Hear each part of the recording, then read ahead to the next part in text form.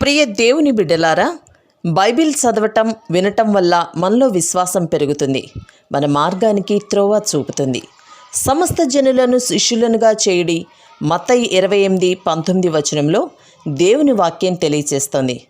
Telugu బైబిల్స్ను RRK మూర్తి గారు research చేసి విశ్లేషణ చేసిన బైబిల్లోని ప్రతి అధ్యాయాలను వచనాలను వరుస క్రమంలో అనగా ఆదికాండం నుండి ప్రకటనా గ్రంథం వరకు ఇవ్వబడుతుంది. ప్రతి ఒక్కరూ ఆధ్యాత్మికంగా విశ్వాసంలో బలపడి మీ జీవితంలో ఎదుర్కొంటున్న సమస్యల నుండి విడుదల పొందండి. ప్రతి ఒక్కరూ మీ దీవెన టీవీని సబ్స్క్రైబ్ చేసి ఈ వాక్యాన్ని లైక్ చేసి మీ మిత్రులకు బంధువులకు షేర్ చేయండి. దేవుని సువార్తను ప్రకటింపబడుటలో మీరు పాలిభాగస్తులు కండి. సోదరీ సోదరులారా, ఈ రోజున సంఖ్యాకాండం 34 అధ్యాయం మీరు వినబోతున్నారు. ఇశ్రాయేలీయులు వాగ్దత్త భూమిలో ప్రవేశించబోతున్నారు. కనాను దేశపు సరిహద్దులను దేవుడు ప్రకటిస్తున్నాడు. దక్షిణ దిక్కున సీను అరణ్యం మొదలుకొని ఎదోము సరిహద్దు, దక్షిణపు సరిహద్దు ఉప్పు సముద్రం యొక్క తూర్పు తీరం వరకు, దక్షిణం మొదలుకొని అక్రబ్జీము కనుమ వద్ద సీను వరకు వ్యాపించింది. అది దక్షిణం నుండి కాదేషు బర్నియా వరకు వ్యాపించి అక్కడ నుండి హసరద్దారు వరకు పోయి అక్కడ నుండి అస్మోను వరకు సాగుతుంది. అస్మోను నుండి ఈజిప్టు నది వరకు సరిహద్దు వరకు తిరిగి సముద్రం వరకు వ్యాపించింది. ఆ తరువాత పడమటి సరిహద్దు, అది మహాసముద్రం. ఆ తరువాత ఉత్తర సరిహద్దు, ఇది హోరు కొండ, హమాతు, సెదాదు, జిప్రోను, హసరేనాను. ఆ తరువాత తూర్పు సరిహద్దు, హసరేనాను, షెపాము, రిబ్లా, అయ్యును, కిన్నెరెతు అనగా గలలి. అక్కడ నుండి యొర్దాను, తరువాత మృత సముద్రం అనగా ఉప్పు సముద్రం. ఇవి 4 సరిహద్దులు. ఆ తరువాత 9.5 గోత్రాల స్వాస్థ్యం పేర్కొనబడింది. వీరికి దేవుడు ఇచ్చిన స్వాస్థ్య భాగం 13-14 వచనాలలో పేర్కొనబడింది. ఆ తరువాత రూబేను, గాదు, మనష్షే అర్ధగోత్రం, మొత్తం 2.5 గోత్రాల స్వాస్థ్యం 15వ వచనంలో చెప్పబడింది. వారు కోరుకున్నట్లు యొర్దానుకు తూర్పు దిక్కున వారి భూస్వాస్థ్యం ఉన్నది. ఆ తరువాత స్వాస్థ్యాన్ని పంచిపెట్టడానికి దేవుడు కొందరు వ్యక్తులను నియమించాడు. వీరు 12. వీరిలో రూబేను, గాదు, మనష్షే పేర్లు లేవు. ఎందుకనగా వీరు ముందుగానే తూర్పు దిక్కున తమ వాటాను తీసుకున్నారు. భూముల పంపకానికి నియమించబడిన అధికారులు ఎలియాజరు, యెహోషువ, కాలేబు, షెమూయేలు, ఎలీదాదు, బుక్కి, హన్నీయేలు, కెమూయేలు, ఎలీషాఫాను, పల్తీయేలు, అహీహూదు, పెదహేలు. ఈ విధంగా దేవుడు భూభాగాలను క్రమబద్ధంగా ఆయా గోత్రాలకు పంచిపెట్టాడు. దేవుడు ఏది చేసినా క్రమము చొప్పున చేస్తాడు. ఈ 12 ఎలియాజరు యాజకుడు, యెహోషువ సేనాధిపతి. గోత్రాలన్నీ ఆయా స్థలాలలో స్థిరపడిపోయారు. ఈ అధ్యాయం ఎంతో ప్రాముఖ్యమైనది. ఇది ఇశ్రాయేలుకు దేవుడిచ్చిన భూస్వాధీన దస్తావేజు. వారికి ఆ భూమిపై శాశ్వతమైన హక్కుభుక్తాలున్నాయి. ఎప్పటికైనా ఆ భూమి ఇశ్రాయేలుదే. భూములు పంచటానికి ఎవరు బాధ్యులో అది కూడా దేవుడే పేర్కొన్నాడు. ఇశ్రాయేలీయులకు ఈ పేర్లు కూడా ఎంతో ముఖ్యం. సంఖ్యాకాండం 34 అధ్యాయం 29వ వచనం అంటోంది, కనాను దేశంలో ఇశ్రాయేలీయులకు వారి వారి స్వాస్థ్యములను పంచిపెట్టడానికి యెహోవా ఆజ్ఞాపించిన వారు వీరే. సోదరీ సోదరులారా, పంచిపెట్టడం కూడా ఒక ప్రత్యేక ఆత్మవరమే.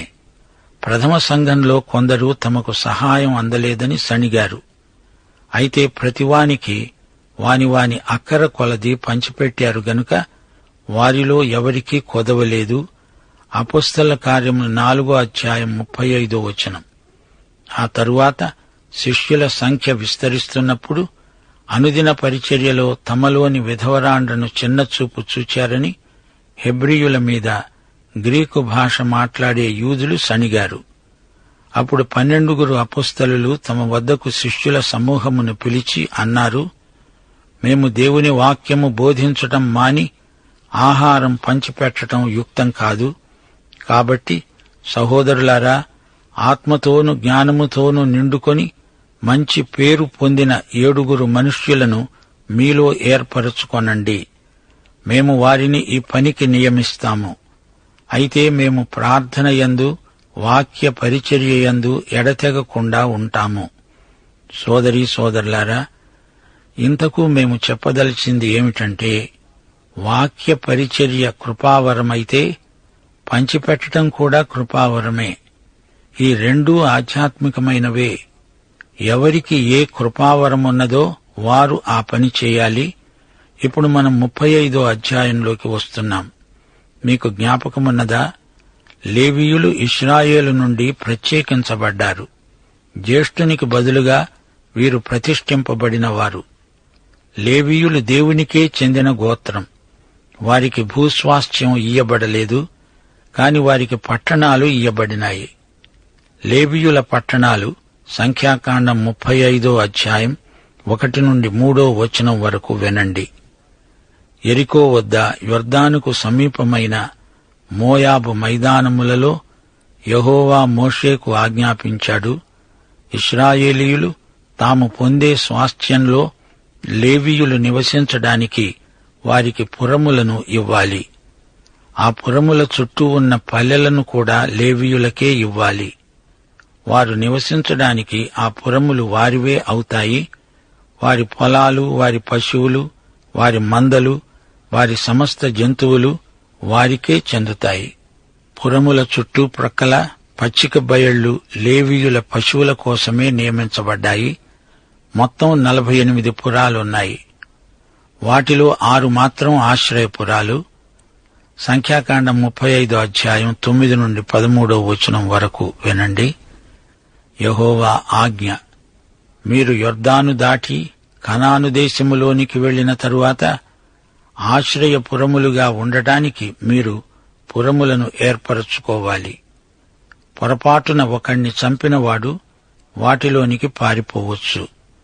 తీర్పు పొందడానికి నరహంతకుడు సమాజము ఎదుట నిలిచే వరకు వాడు మరణశిక్ష నొందకూడదు. గనుక ప్రతిహత్య చేసేవాడు రాకుండా అవి మీకు ఆశ్రయపురములుగా ఉంటాయి. మీరు ఇయ్యవలసిన ఆ పురములలో 6 ఆశ్రయపురాలు ఉండాలి. సంఖ్యాకాండం 35వ అధ్యాయం 24 నుండి 25 వరకు. సమాజం ఈ విధులను బట్టి కొట్టిన వానికి, హత్య విషయంలో ప్రతిహత్య చేసేవానికి తీర్పు తీర్చాలి. ఆ విధంగా సమాజము నరహత్య విషయంలో ప్రతిహత్య చేసేవాని చేతిలో నుండి ఆ నరహంతకుణ్ణి విడిపించాలి. అప్పుడు సమాజము వాడు పారిపోయిన ఆశ్రయపురానికి వాణ్ణి మరల పంపాలి. వాడు పరిశుద్ధ తైలముతో అభిషేకించబడిన ప్రధాన యాజకుడు మృతి చెందే వరకు అక్కడే నివసించాలి. గమనించాలి, లేవీయులు యొర్దానుకు తూర్పు దిక్కుగా 3, పడమట 3, మొత్తం 6 ఆశ్రయపురాలు నిర్మించుకోవాలి. నేరస్తుడు ఏ పట్టణంలోనైనా ఆశ్రయం పొందవచ్చు.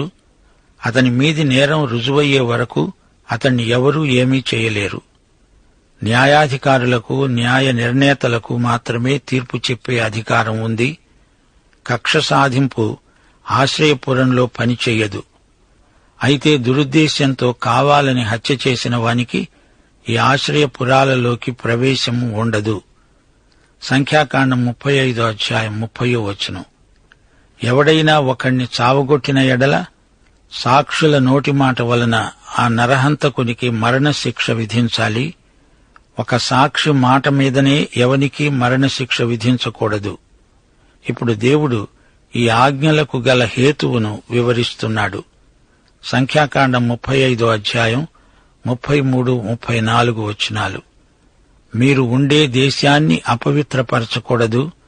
నరహత్య దేశాన్ని అపవిత్రపరచును గదా. దేశములో చిందిన రక్తము నిమిత్తము చిందించిన వాని రక్తము వలననే ప్రాయశ్చిత్తం కలుగుతుంది, మరి దేని వలనను కలుగదు. మీరు నివసించే దేశాన్ని అపవిత్రపరచకూడదు. అందులో నేను మీ మధ్యను నివసిస్తున్నాను. నిజముగా యెహోవా అనే నేను ఇశ్రాయేలీయుల మధ్య నివసిస్తున్నాను. వింటున్నారా? ఇది రహస్యం. సోదరీ సోదరులారా, లేవీయులు దైవ సేవకులు, యాజకులు. ప్రజల దశమ భాగాలే వీరికి పోషణ. ప్రజలే వీరికి కావలసిన గృహవసతి, పశువులు, పొలాలు ఇవ్వవలసి ఉన్నది. అలాగే ఈ రోజున సంఘాలను, కాపురులను, సువార్తికులను విశ్వాసులే పోషించాలి. ఇతర దేశాలకు కూడా సంఘ సేవకులను పంపాలి.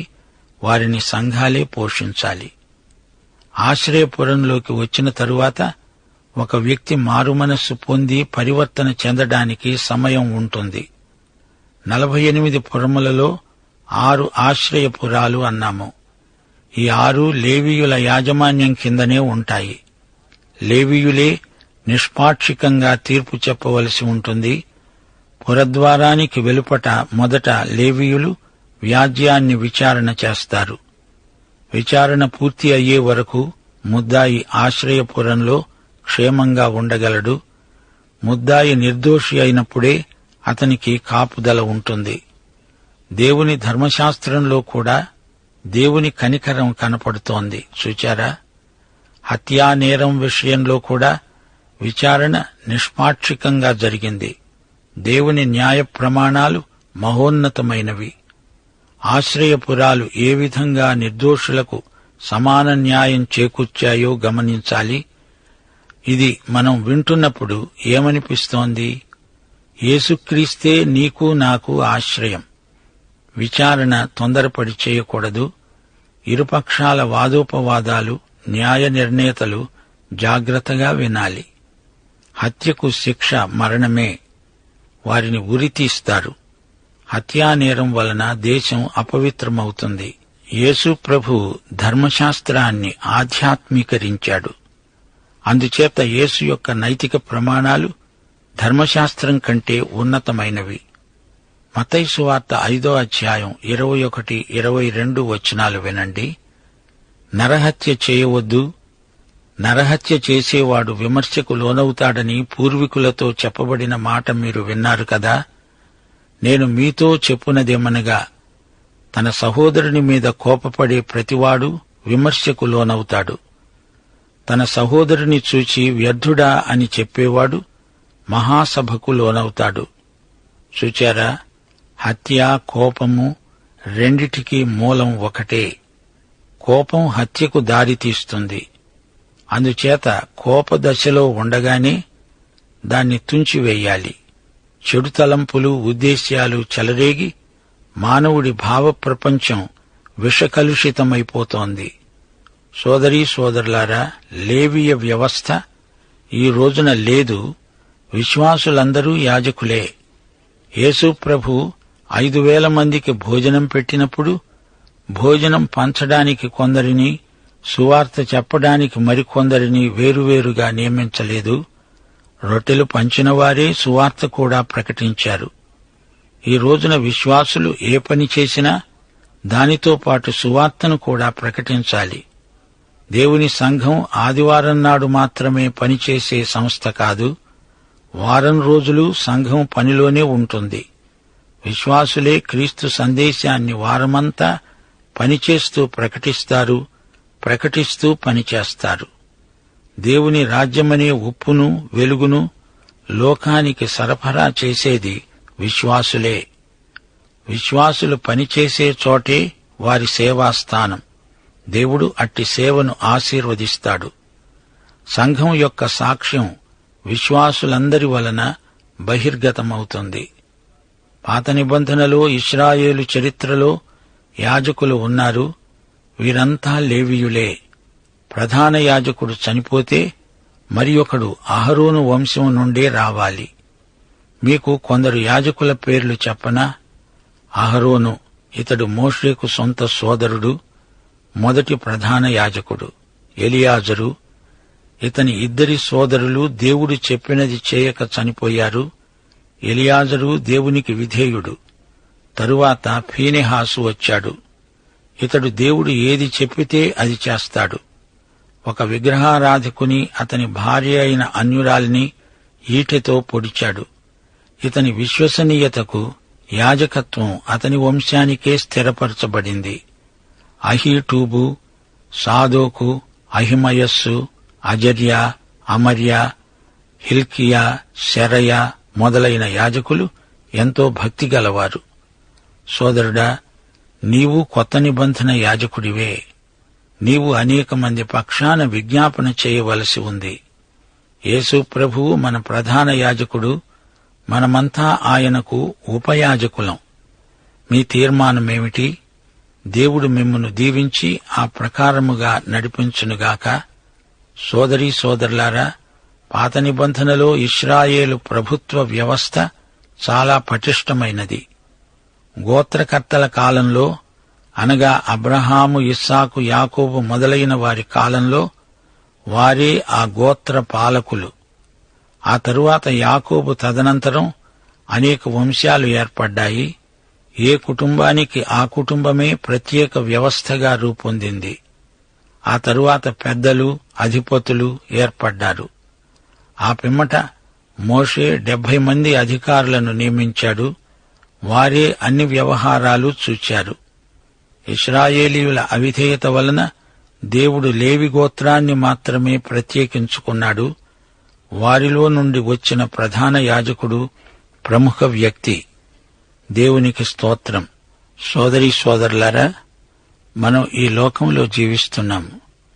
కాని మనము ఈ లోకానికి చెందిన వారము కాము. నూతన జన్మ పొందినప్పుడు పరలోకంలోకి జన్మించాము కాబట్టి మనము పరలోకమే మన జన్మస్థానమని గుర్తించాలి. సరిహద్దులు కొన్ని ఈ అధ్యాయంలో చెప్పబడ్డాయి. మనకు పరలోకానికి మధ్య సరిహద్దు ఉన్నది. అదే యోర్దాన్ నది. వాగ్దత్త భూమిలో మనం ప్రవేశిస్తాము. యోర్దాను నది దాటుతాము. అది గొప్ప ఆశీర్వాదం. ఈ అధ్యాయంలో మృత సముద్రం పేర్కొనబడింది. దానినే ఉప్పు సముద్రం అంటాము. మృత సముద్రం మంచిది కాదు. అందులోకి ఎన్నో నదులు ప్రవహిస్తాయి. విశేషించి యొర్దాను నదీ జలం అందులోకి వస్తుంది. కాని అంతా ఆవిరైపోతుంది. మృత సముద్రములోకి వచ్చినదంతా మళ్లీ కనపడదు. ఎంత దూరం సముద్రంలో నడిచినా నీళ్లు మోకాళ్ల లోతు కూడా రావు. అలాగే కొంతమంది జీవితాలు మృత సముద్రంలాగే ఉన్నాయి. వారికి దేవుడు ఎన్ని ఆశీర్వాదాలిచ్చినా అన్నీ వారిలో ఇంకిపోతాయి. అవి బయటికి కనపడవు. వాటిని ఇతరులతో పంచుకోరు. భూముల పంపకాలను గురించి ఈ అధ్యాయంలో ఎన్నో సత్యాలు మనం నేర్చుకున్నాం. దేవుడు మనకు ఎన్నో ఆశీర్వాదాలు పంచిపెట్టాడు. పరలోక విషయములో ఆత్మ సంబంధమైన ప్రతి ఆశీర్వాదము మనకిచ్చాడు. ఈ లోకములో మనము జీవిస్తూ ఉండగా ఆయన మనకు అనుగ్రహించిన విశ్వాసం, అది కూడా అందరికీ ఇవ్వబడిన గొప్ప దీవెన అని గుర్తించాలి. విశ్వాసమును బట్టి మనం ఈ లోకములో జీవిస్తున్నాము. ఆయన మనకిచ్చిన ఆశీర్వాదాలను ఇతరులతో పంచుకుంటాము. ఇదే భూముల పంపకాన్ని గురించిన గొప్ప సందేశం. భూస్వాధీన దస్తావేజులాగా ఈ అద్భుతమైన అధ్యాయం యూదులకు ఇవ్వబడింది. అయితే పరలోక సంబంధమైన మహిమైశ్వర్యాన్ని గురించిన దస్తావేజు మనకు దేవుని వాక్యమే. ఎఫెసీ పత్రికలో మనము చదువుతూ ఉంటే పరలోకానికి మనము ఎగసిపోయినట్లే అనుభవం కలుగుతుంది. పరలోక ఆశీర్వాదాలన్నీ దేవుడు మనకు పంచి ఇస్తున్నాడు. ఆ విధమైన అనుభవాలు పొందినవారు అనేక మందితో ఈ ఆశీర్వాదాలను పంచుకొని తమకు అప్పగించబడిన గృహ నిర్వాహక బాధ్యతను నిర్వర్తిస్తున్నారు. సోదరీ సోదరులారా, సంఘములో వివిధమైన సేవలున్నాయి. పరిశుద్ధాత్మ తనకు ఇష్టము వచ్చిన ప్రకారం ఆయా వరాలను వారికి పంచి ఇస్తున్నాడు. ఎవరికి ఏ వరము ఇవ్వబడిందో దానిని నమ్మకంగా అభ్యసిస్తే దేవుడు ఆ వ్యక్తిని ఎంతో ఆశీర్వదిస్తాడు. దాని ద్వారా సంఘ క్షేమాభివృద్ధి కలుగుతుంది. పరిచర్య ధర్మం క్రమంగా జరుగుతుంది. పాఠం ఇంతటితో ముగిసింది.